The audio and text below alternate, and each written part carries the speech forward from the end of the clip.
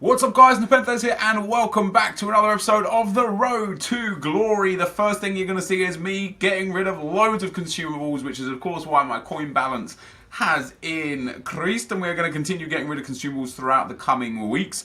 Today we're going to play the final two games of the Marquinhos Cup. Of course, because of the title of the video, you know I did get Marquinhos, and we got it in the first try. I will say, I just want to put this out there because I don't show this when I show the games. I do have attribute cards on my players in the semi-final and the final. Not trying to, suggest that I don't have. They are the bronze ones, just the individual ones to boost certain stats of players that lack in certain areas. For example, I put a defending attribute card on Costa in that midfield, just to see if he felt any different in midfield. But our first opponent is XTP Phillips. Now, I've got a few comments that I pulled up here, dudes. A couple of comments that I want to read.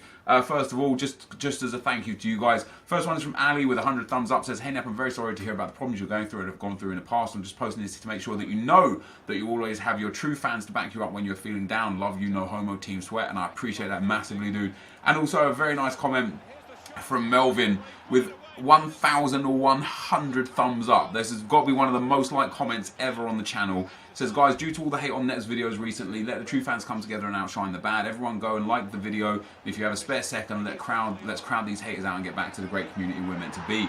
Like this comment if you're a huge Nep supporter. PS, Nep, if you're reading this, then this is proof that you still have a lot of people behind you and that love and support you. Thank you for making so many of our days filled with happiness. PS 1v1 FIFA or nah.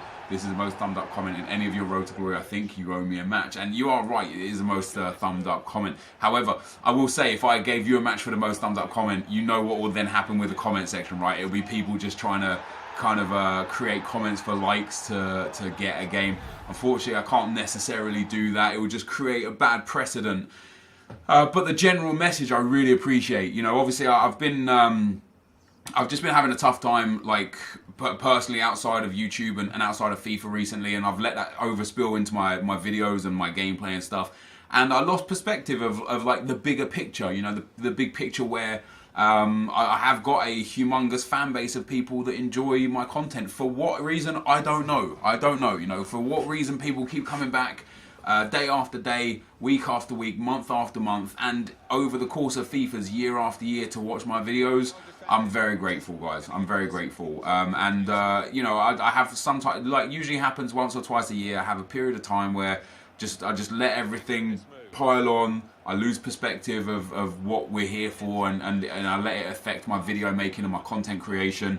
And just takes that one thing to just snap me out of it. And I think that was this weekend league and you know, that one video that got that hate for what I felt was no reason. But we're moving past it, we're moving on, and I just wanted to, without wanting to go into like the sourpuss kind of things, just wanted to let you guys know that, hey, thank you, I appreciate you massively. I appreciate the fact that instead of people piling on where they could have piled on, you guys as fan base stood up and you made me feel special. You say that, you know, that every day I make your guys filled with happiness. You make me happy, like genuinely. When I see people say this kind of thing and so many people get behind you to kind of support your message, means a lot to me, means the world to me.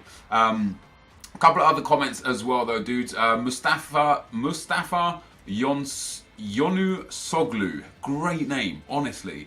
Says, "Hey Nep, my question is, are you going to switch from Xbox One to PS4? What do you want or think is going to be different in FIFA 18? Which icons do you want in FIFA 18? By the way, love content, keep up great work." I mean, we spoke a little bit about icons yesterday. I will do a video on my main channel with like my kind of, hey, these are the 10 icons that I would love to see, but that will be on the main channel in the next few days. Am I going to switch to PS4? Probably not. One of the main reasons is because my Road to Glory is on Xbox. This is our 3rd year on this account now.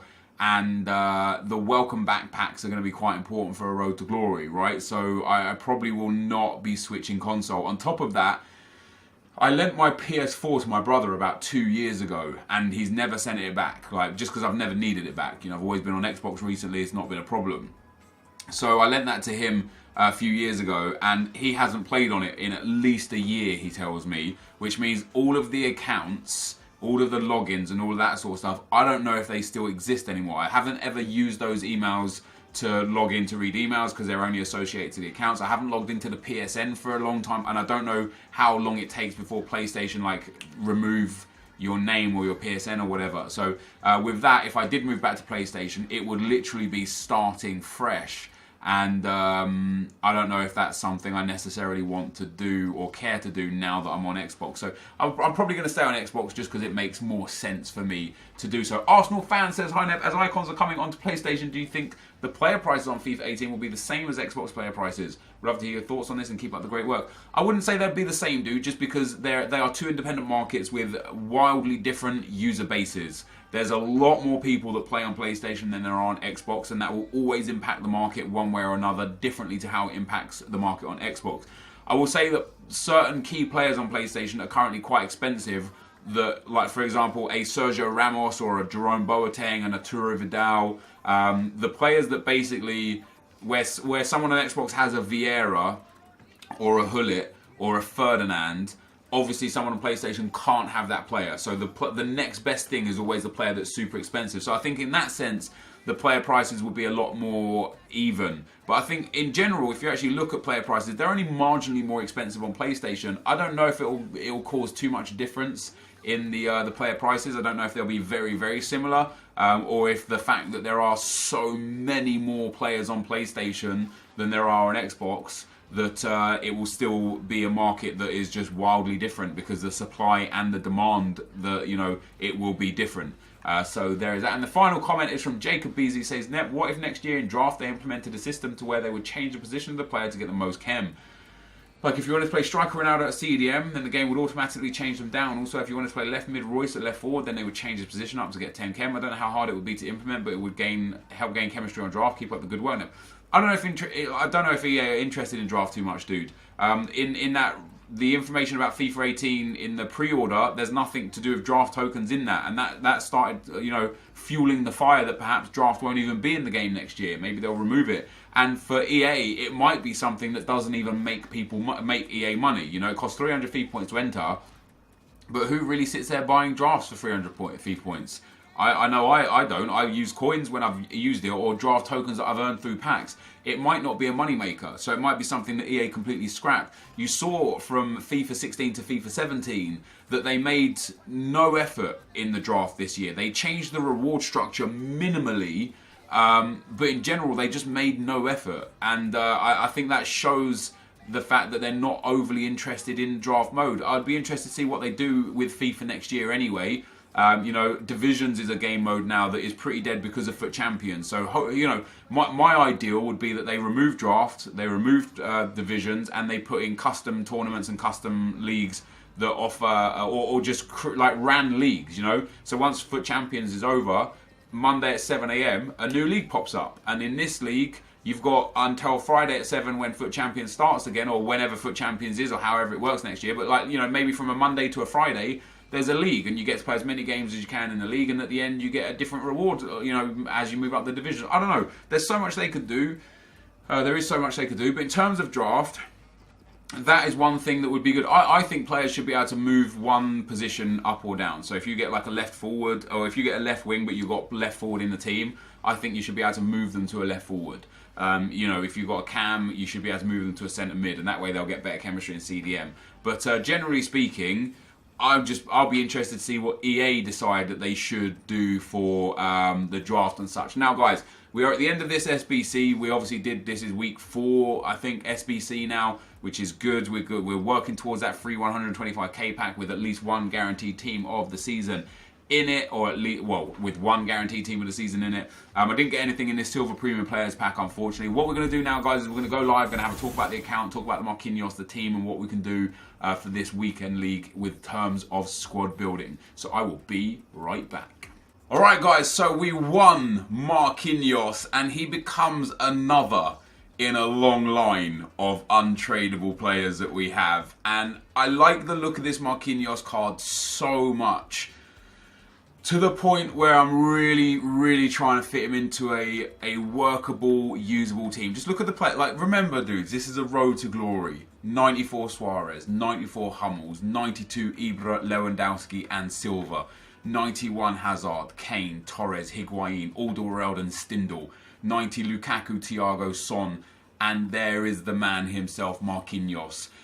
According to the websites, the footheads, the footbins, the foot whizzes, he goes up to a 98 rated centre-back with anchor chemistry style.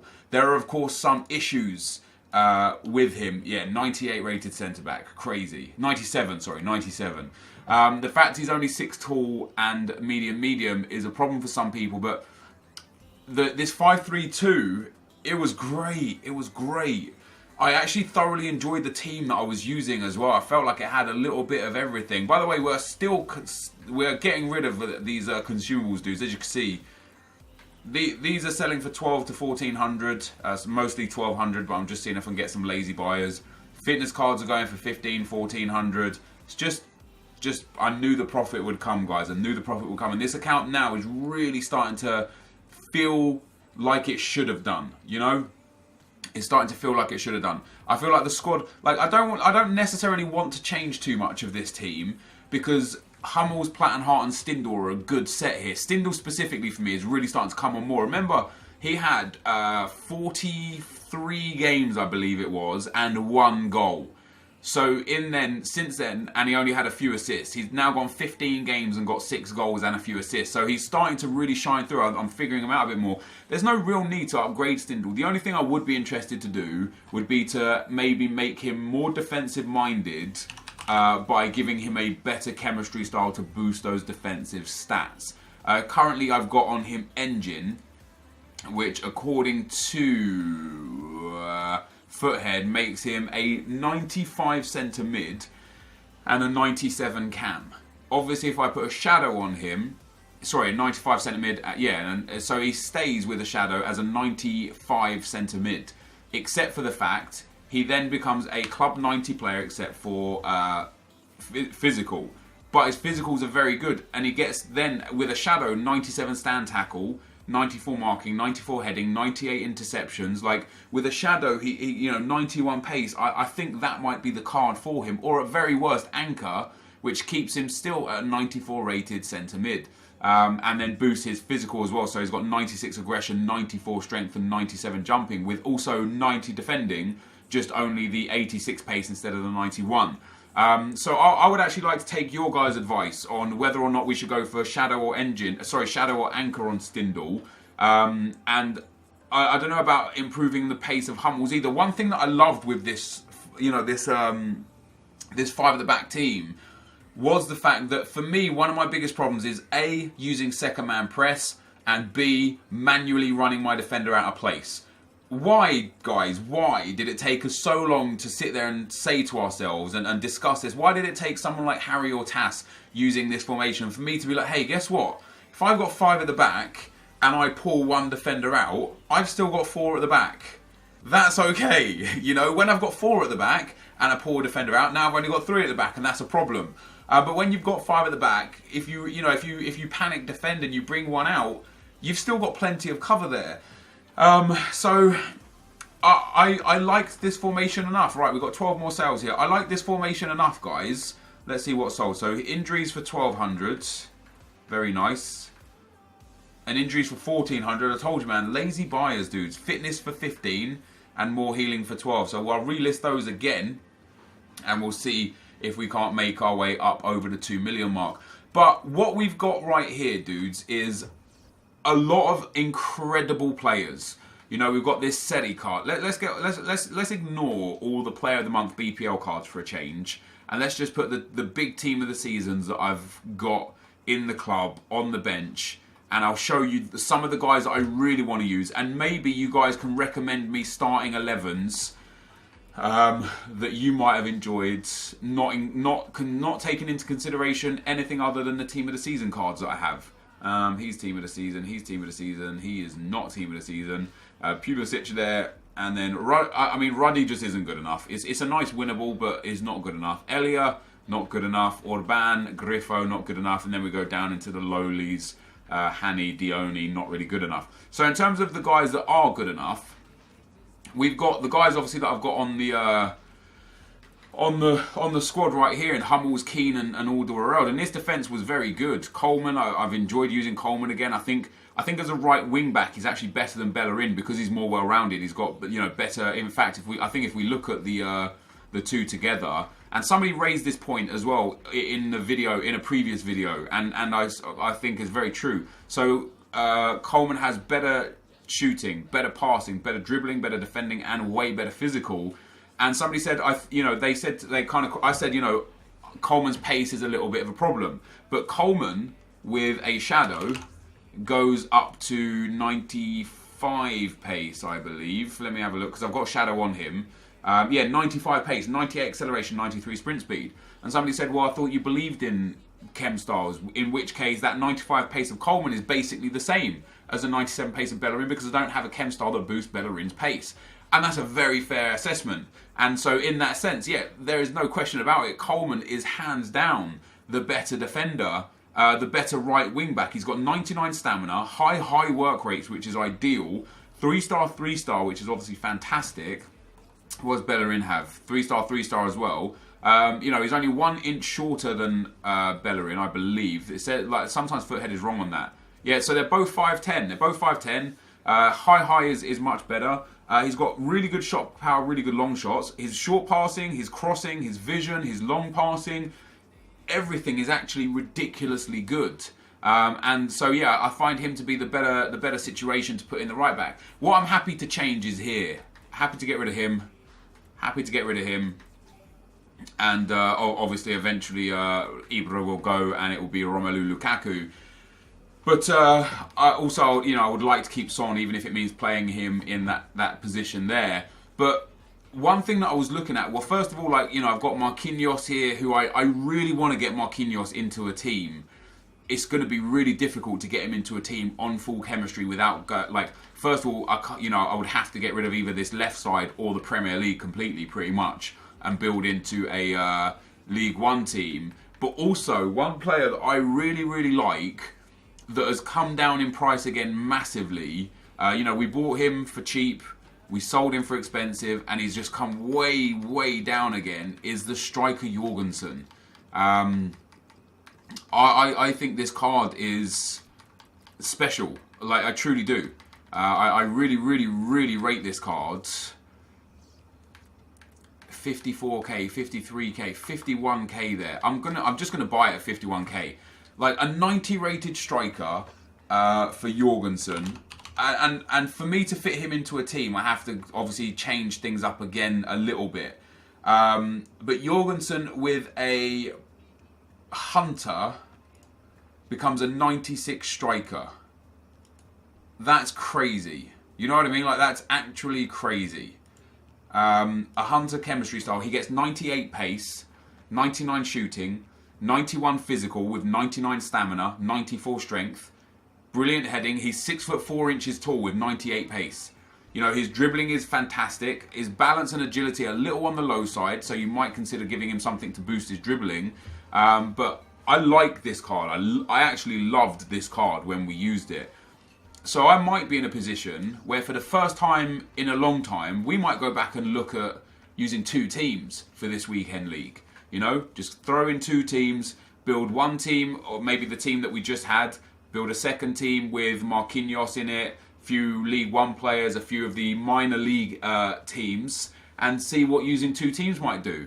And instead of just going for the same team all the time over and over, do that. But I want you guys to let me know what you think. I really do want you guys to let me know what you think. We've got a lot of really, really good players on this club now, really good players, and we've got 2 million coins. And we've got easily 1 million coins worth of stuff that I'm in the process of selling. So we're in a really strong position. And it feels like everything's finally coming together, which I like. I just hope that this weekend league, I can have a much better weekend league than previously. This, though, guys, is going to be the end of the video. If you did enjoy it, be sure to leave a like, rating, comment, and subscribe to my channel if you haven't already. But for now, guys, I'm out. Peace.